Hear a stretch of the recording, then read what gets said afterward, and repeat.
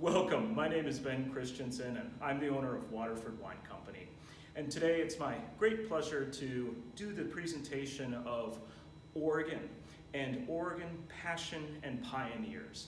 And I think that title is really apt and appropriate for the Oregon wine industry because I think if you went there, and it's a wonderful place to visit, you'd find it full of people who were the first at what they have done and were extremely passionate about it. But they also formed a community of winemakers and wine growers that together have really changed the nature of their industry, but one could argue of the entire U.S. domestic wine industry. A very individualistic place and a really interesting one to explore. So it's my hope in this series of tastings, in these series of glasses that we're going to have, that I can share with you some of the flavors of Oregon Pinot, some of the early pioneers, and then we can take a look at why those pioneers did what they did and how the soil and geography of Oregon influences them and makes the wines that we're going to have. Throughout this, I'm hoping to utilize my whiteboard to give you a series of graphs, but also do some instant cartography for you as we go. Now that all being said, what we're going to do specifically today is we're going to have 9 wines in a series of flights. So we're going to have 3 flights with each flight having 3 wines. My hope is that I can thematically guide you through these flights and relate some philosophical and historical and cultural thoughts down into the flavors of the wine. All of the wines are available on waterfordwine.com. You can just click on any of the Willamette Valley or Oregon Pinot lectures that we're taking right now, and they'll lead you to the wines that we're tasting. There is also a discount for all of the wines, and it'll be listed on the website. Or you can simply call into the stores and get your listing of wines as well. Now, it's structured so that we're going to have 9 wines today, but you can have however many, few, or all of them as you like and go through the lectures. You could have one a flight and then wait on the next one, or all 3. It's entirely up to you. The discount is deep for 1 bottle, 12 bottles, 144 if you want to get cases of everything. So with that being said, why don't we begin with tasting our first wine, because I certainly hate to leave a crowd dry. Now when tasting this one, it's this bottle right here, Willful, and it's the 2018 Willamette Valley Pinot that we're having.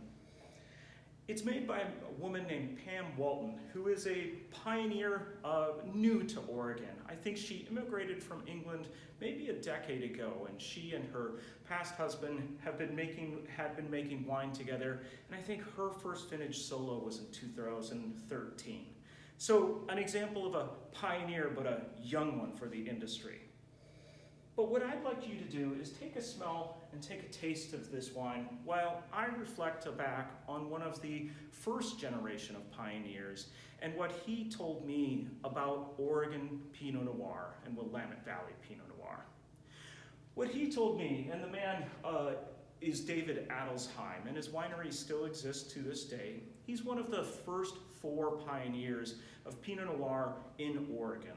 He made his first plantings and came up to Oregon in 1972. And as one of those first 4, he was really a foundational man for the industry. And a great pleasure to know, and one of the kindest men I've ever met in the wine industry.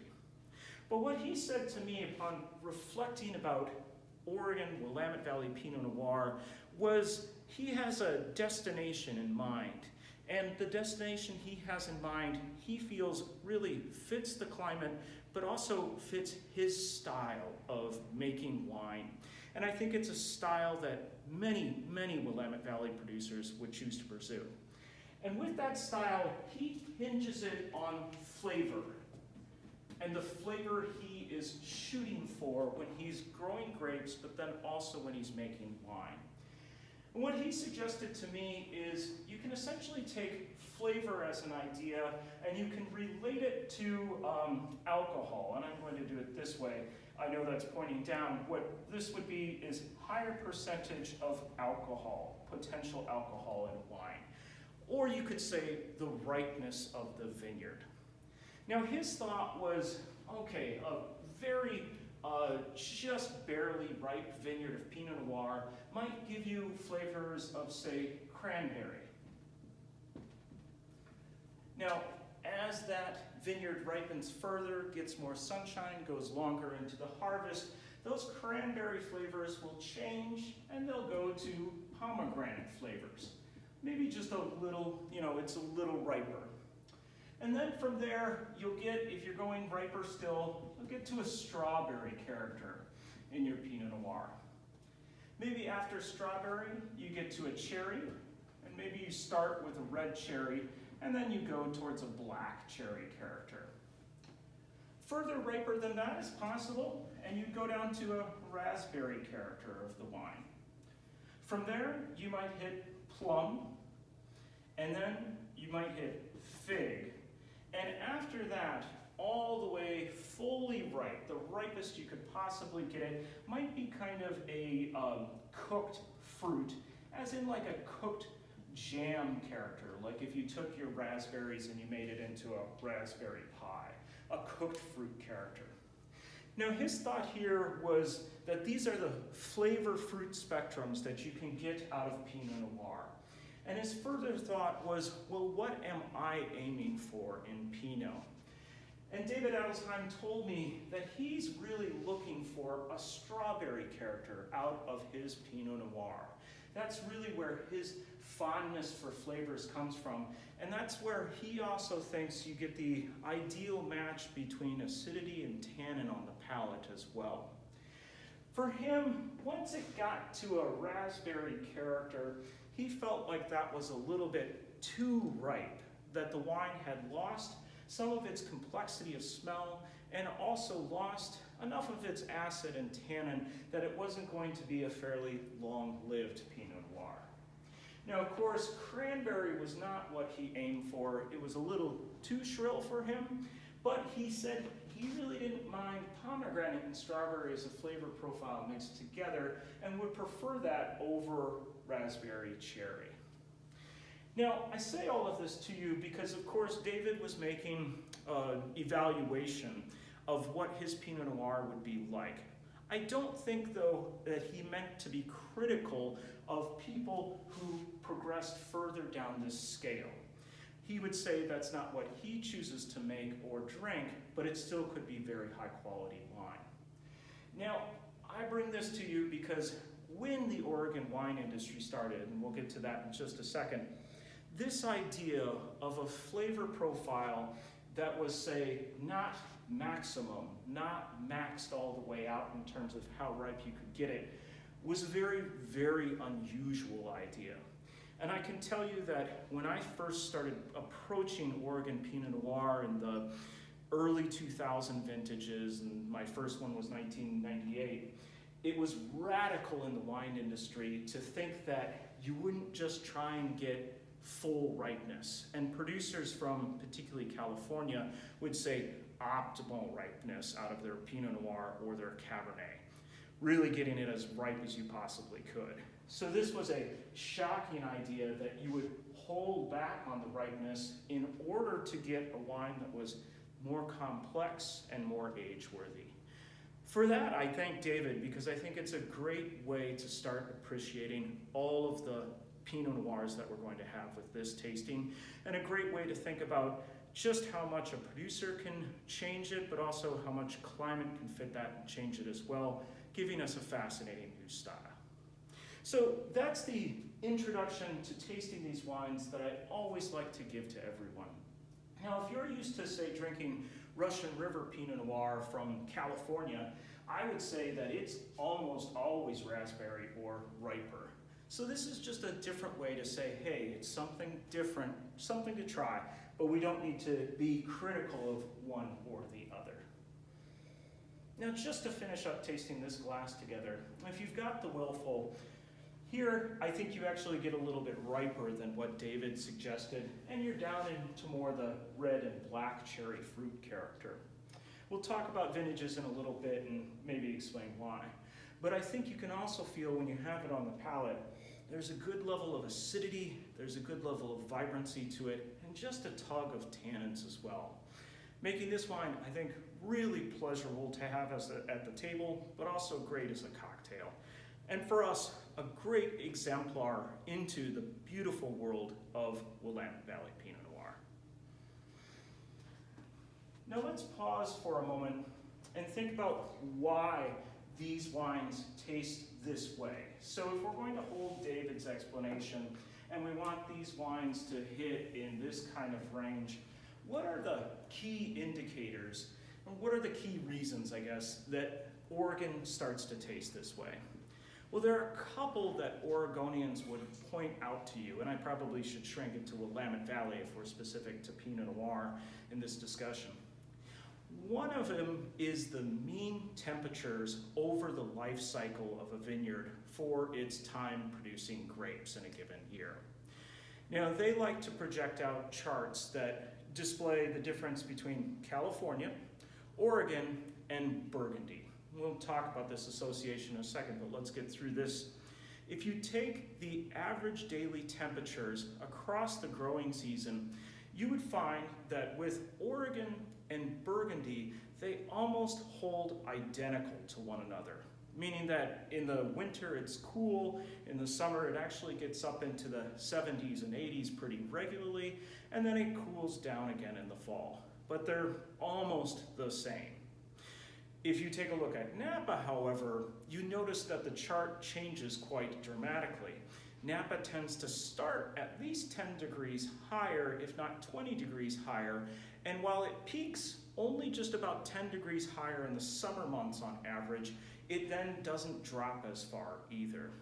What this means is Napa is consistently and constantly warmer throughout the region. Now, couple that with another idea, which is that Willamette Valley is actually fairly far north, and it's almost as far north as Burgundy. Now, that means it gets about 1.5 hours more of sunshine on a given day. That sunshine means you've got more photosynthesis going on and a longer time for it. But the final thing we need to couple there, or take those two together, is that the temperatures are always lower. So what this means is Oregon Pinot Noir has a chance to photosynthesize and process sunlight for a longer period of time, but under cool conditions. For Willamette producers, what they would say is this gives them a long hang time, and Pinot Noir loves a long hang time. And what that means for our flavors in the glass is you can get to these levels of ripeness, but you don't necessarily have to go any further. And you can then get progressively riper, not in fruit, but in tannin, in acidity, and in complexity. And this is the idea that Oregonians love to think about, that their unique, cool climate is going to give them the ideal way to make incredibly complex Pinot Noir wines. The final thing to think about in our climate here in Oregon, and I should have probably drawn you a map to start with, but I'll do it in the second flight, is that Oregon has an onset of rain. Now, this is where our three areas of the world that I cited differ from one another. With Napa Valley, it actually kind of slopes in the winter months, can be fairly rainy, but then drops to very, very dry, climbing again back in the winter months at the end of the year. With Burgundy, it's almost constant potential rain. There's a little bit more in the winter months, but all throughout the year you can have constant rain. In Willamette Valley, it looks more like Napa. You actually have a winter month season, but that's usually based on rain. And then the summers are usually fairly dry. Now for Oregon producers, Willamette Valley producers specifically, what this means is the rainy season is going to come. And it comes every year, hopefully every year, because you want the vines to rehydrate. But with the onset of rain in the heading into the fall and winter months, it means you are going to have an end to harvest. Essentially, you have the potential to have a long, full, hanging harvest, except when Mother Nature decides to bring in the rain. And if you haven't gotten the optimal ripeness that you wanted when the rains start to come, the unfortunate thing is then you're probably done or you're making really watered down rain. An example of this that's in the relatively recent past is the 2013 vintage. Mother Nature decided to come full on with the fall storm season, but about 2 weeks before vintners wanted to potentially harvest. They faced a very difficult decision in 2013, which is, do they harvest at a point where they're really punching the pomegranate to cranberry flavor spectrum? Do they try and hope the rains pass, or do they let it rain and wait the rains out? Well, unfortunately in 13, when the rains came, they stayed for about 30 days, so people who tried to wait it out, it never came back for them. So those are 3 factors of climate that build us into this idea of flavor spectrum. Okay, let's take one more taste of that gorgeous wine and digest all that wonderful information.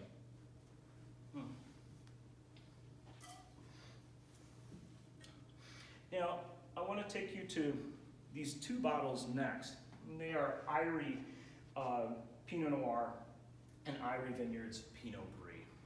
And I want to spend some time here and talk about the history of Oregon, because I think it really wraps around the Irie Vineyards and also gives you a sense of how the Oregon community is with their wines. Now, we can think of domestic wine production, and we oftentimes think of California. And when I visited Oregon, I think one of the striking things for Oregon producers is they like to say, we're not California. And I think they mean that maybe in a little bit of poking fun, but I think they're also very serious that they don't want to be conflated with the California wine industry. And I think there are some real strong cultural reasons for that. First off, if you look at, and it relates to the title of this course, if you look at the California wine industry, it's got a longer history, and it also makes significantly larger amounts and higher dollar amounts of wine. It is easily into the billions of dollars a year industry. Now, I think to Willamette Valley producers, what they say is, well, if you look at California's history of making wine and its current production of making wine, a lot of that was driven by economics. Or if you want to use a dirtier word, a lot of that was driven by profiteering. The wineries that were initially, and you see this with Zinfandel, where there's all kinds of speculative plantings, was just purely done for profit, not because they were going to make good wine. And then if you look at post-prohibition, and certainly now the large wineries that exist in the Central Valley, that's all being done for profit, not because of passion. Now with Oregon and their producers, I would say that almost down to a vintner, they would all say that Willamette Valley and Oregon as a whole is different. The wine industry was really founded because it was a passionate project, and the passionate project involves Irie and Pinot Noir. Irie's founder was a man named David Lett. He passed away in 2008. I never had a chance to meet him, but I do remember his eulogies in 2008, and he was extremely and continues to be extremely well guarded, to the point that his nickname, universally known, was Papa Pinot. The reason for that is he went to UC Davis in the 1960s in California. He went to UC Davis for enological wine training school. When he graduated in '66, to my understanding, he had done a thesis about cool climate varieties focused on Pinot Noir. Reason being, he had fallen in love with Burgundy and the wines of Burgundy. Their enormous complexity, their really silky, beautiful palates, but without the robust weight of, say, California Cab or Bordeaux Cabernet. So he'd fallen in love with Burgundy and its native grape Pinot Noir, done a study of where it could be planted and where it might grow best. And what he found was that led him to the Willamette Valley, and specifically to a place called the Dundee Hills within the Willamette Valley that we'll explore in just a moment. Now, in 1966, he graduated from UC Davis, and he actually took vine cuttings of Pinot Noir and he brought them up to the Dundee Hills and planted them. And this is, of course, why he is called Papa Pinot, because he is the full-on start of the wine industry in Oregon and Willamette Valley in particular. So Many, many people refer to him as the grandfather of Pinot Noir. And again, I would point out to you that it was a passion project for him. He loved the idea of Burgundy, and he loved the idea of making extraordinary Pinot Noir. Now, the industry was very small. He was the start of the pioneer, and a couple other pioneers followed him and followed after him shortly. David Adelsheim is one, Dick Erath is another.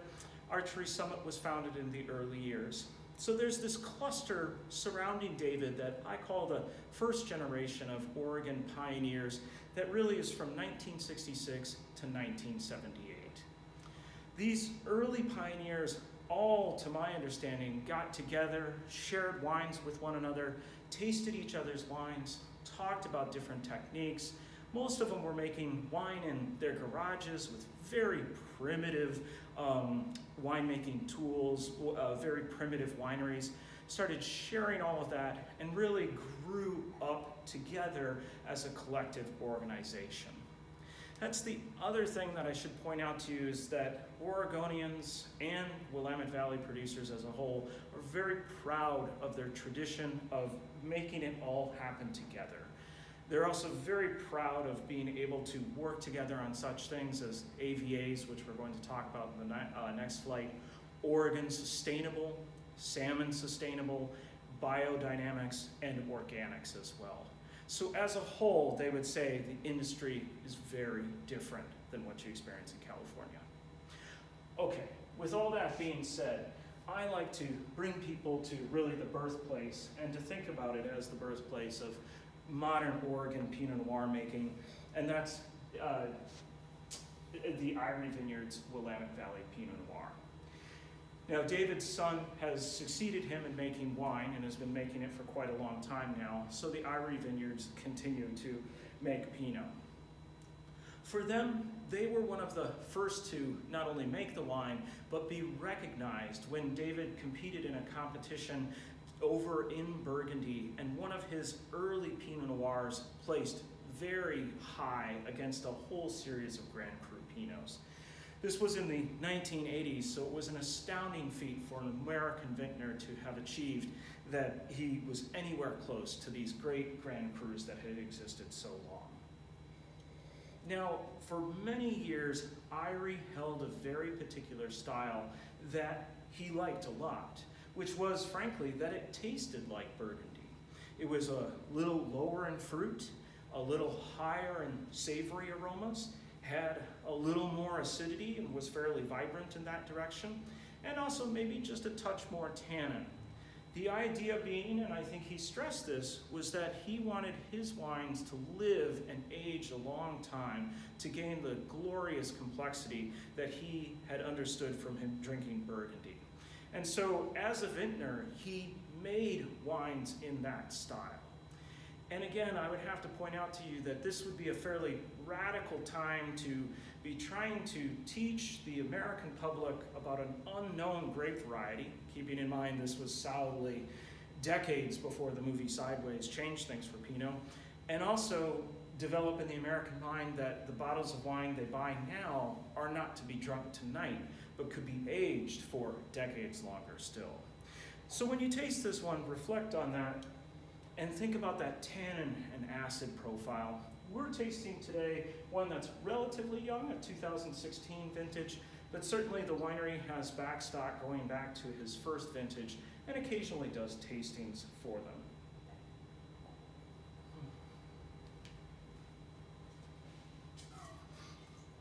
Now, to that end of longevity and thinking about wines and thinking about David Lett's Irie Vineyard, I also really wanted to spend some time and give Irie 2 bottles of wine at this tasting, so they're dominating the tasting, if you will, when usually we have 9 different wineries shown. Here, I wanted to take you to Irie's Pinot Gris for really 2 main reasons.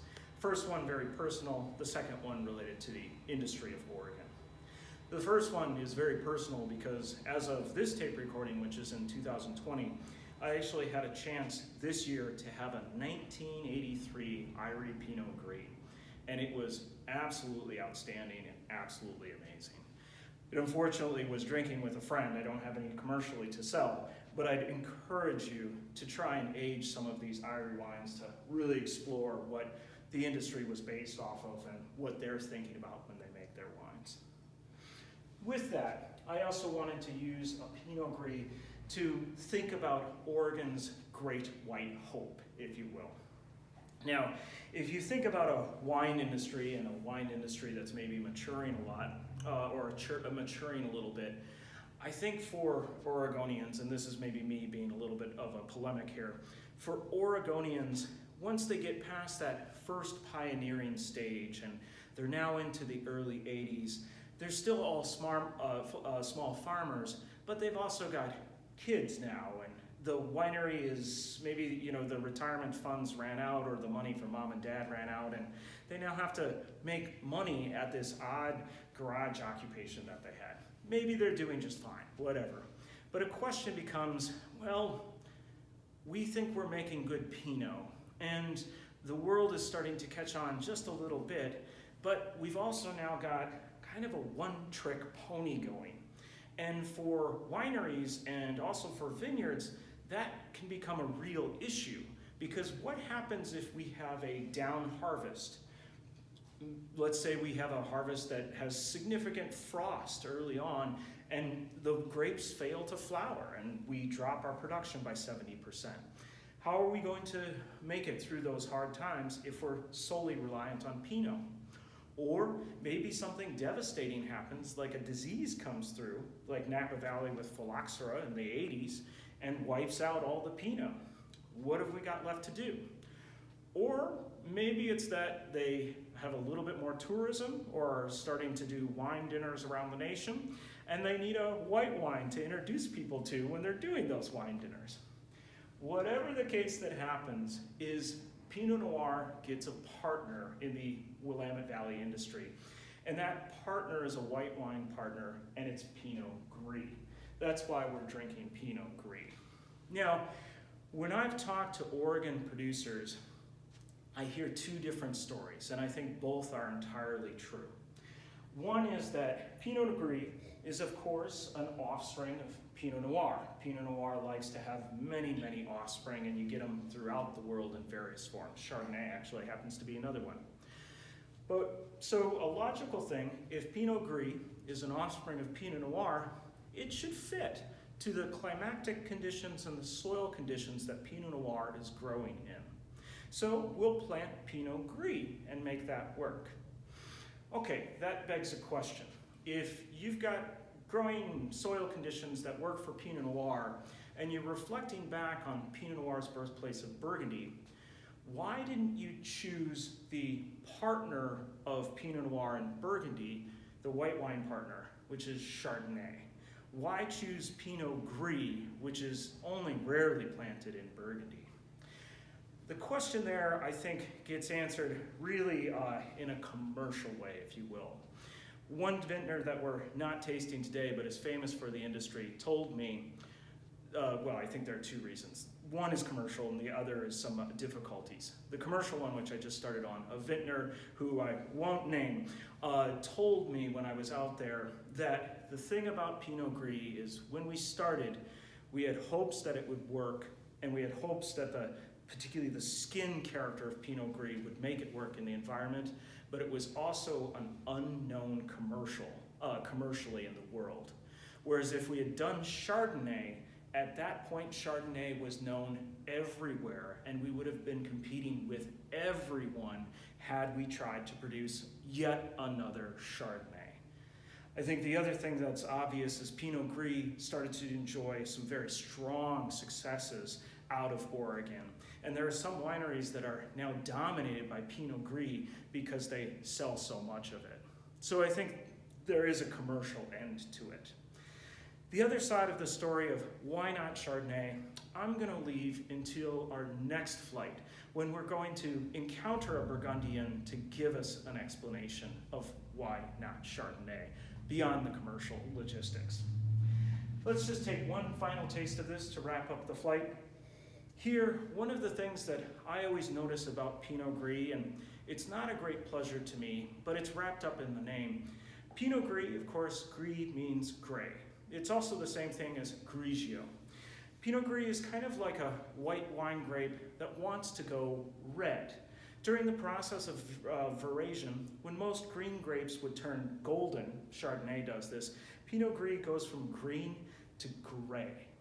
Now, on its progression to red, but it doesn't have the genetics to make it all the way to red. What this means, though, is it develops a fairly thick, heavy skin. And the question for vintners is, what do they do with that skin? And the issue really becomes, well, the skin imparts a level of tannic character into a wine. Perfect for our red wines. For our white wines, not so much. A couple ways around it are to harvest very early when the skin does not develop as much, making very fresh, light wines. You can, of course, harvest very late where the skin is developed, and then typically what producers do is they'll leave a little bit of residual sugar in the solution in the final wine in order to calm down the tannins. That style is actually the one that made Pinot Gris extremely economically profitable for some Willamette Valley producers. I don't think it's a style that many of those passionate winemakers like to pursue. So here you get something in the middle, and I think you can feel it. On the nose, you get a bit of cream, you get a bit of lactic character, imparted with the stone fruit character as well to it. On the palate, I think you get a fairly robust, rounded wine, and again, I would suggest that's the genetics of Pinot Gris showing itself off. Let's just take one final taste and wrap up this flight.